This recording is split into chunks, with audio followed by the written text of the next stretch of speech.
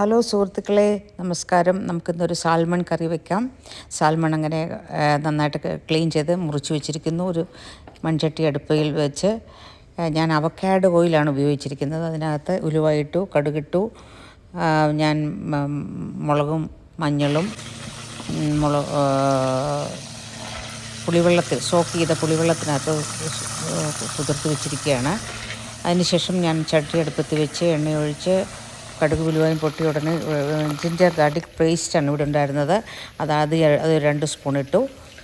അതൊന്ന് നല്ലതായിട്ട് വഴറ്റി വന്നപ്പോഴത്തേനും ഞാൻ ഈ സോക്ക് ചെയ്ത് വെച്ചിരിക്കുന്ന മുളക് മഞ്ഞൾപ്പൊടി പുളിവെള്ളത്തിനകത്ത് സോക്ക് ചെയ്തിട്ട് അതൊഴിച്ച് നന്നായിട്ട് അതും ഒന്ന് വഴറ്റിയ ശേഷം നമ്മുടെ മീൻ കഷ്ണങ്ങൾ അതിനകത്തേക്ക് പെറുക്കിയിട്ടു. അപ്പോൾ അതിന് മുമ്പ് കുറച്ച് കറിവേപ്പിലയും കൂടി ഇട്ടു ആദ്യമേ.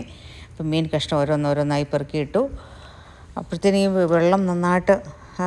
പുളിവെള്ളം നന്നായിട്ട് തിളച്ചിട്ടുണ്ട്. അപ്പോഴത്തേനും പുളിയൊക്കെ നന്നായിട്ട് ഇറങ്ങിയിരിക്കുകയാണ്. അതിലേക്കാണ് ഞാൻ ഈ മീൻ ഇടുന്നത്. അപ്പം നല്ല സാൽമൺ കഷ്ണങ്ങളാണ്. സാൽമൺ നല്ല സോഫ്റ്റ് അല്ലേ, നല്ല രസമാണ് അത് കാണാൻ തന്നെ. അങ്ങനെ മുറിച്ച് കഴിയുമ്പോഴത്തേനും അതിനകത്തോട്ടങ്ങ് ഇട്ടു. അപ്പോൾ അതിന് ശേഷം അതിനകത്ത് മീൻ നെകയ്ക്ക് മാത്രമേ വെള്ളം ഒഴിക്കാവുള്ളൂ. അതിനേക്കാൾ ഒരു ശകലം പോലും കൂടുതൽ വെള്ളം ഒഴിക്കരുത്. അങ്ങനെ കൂടുതൽ വെള്ളമായി പോയാൽ നമ്മുടെ മീനിൻ്റെ ആ രുചി നമുക്ക് ശരിക്കും കിട്ടത്തില്ല. അപ്പം മീൻ കറക്റ്റ് മീനിൻ്റെ ലെവലിൽ മാത്രമേ വെള്ളം ഒഴിക്കാവുള്ളൂ. അപ്പം ഞാൻ മീൻ കഷ്ണം ഇട്ടു, ആവശ്യത്തിന് ഉപ്പിട്ടു. അതിൻ്റെ പുറത്തേക്ക് ബാക്കി കറിവേപ്പിലയും കൂടി ഇട്ടിട്ട്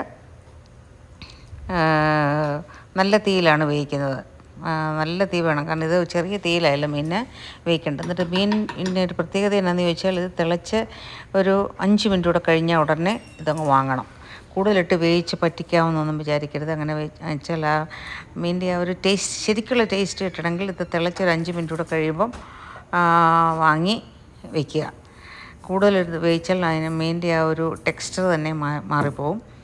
അപ്പോൾ നമ്മൾ ഏകദേശം എല്ലാം ആയിരിക്കുകയാണ്. അടുപ്പിലെല്ലാം വെച്ചു. ഇനിയിപ്പം ഒന്ന് തിളച്ച് കിട്ടിയാൽ മതി. അപ്പോഴത്തേനും നമ്മുടെ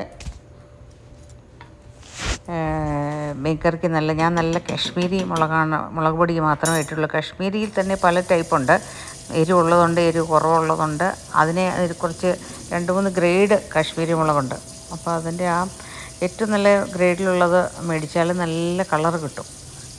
എരിവ് വളരെ കുറവാണ്. എന്നാൽ ഒരു കുറവാന്നേ ഉള്ളൂ, തീരെ ഇല്ലായ്മയില്ല. നല്ല കളറ് കിട്ടും കറിക്ക്. അപ്പോൾ അങ്ങനെ വെച്ചു. നമ്മുടെ മീൻ തിളച്ചു. ഇനി ഒരു 5 മിനിറ്റ് കൂടെ വെച്ചാൽ ഉടനെ ഞാനിത് ഓഫ് ചെയ്യും. അപ്പോൾ നമ്മുടെ മീൻ കറി ഏകദേശം റെഡി ആയിട്ടുണ്ട്. ഈ മീൻ കറി വയ്ക്കുന്നത് നമ്മുടെ മുറിക്കകത്തല്ല, പുറത്താണ്. ഇവിടെയൊക്കെ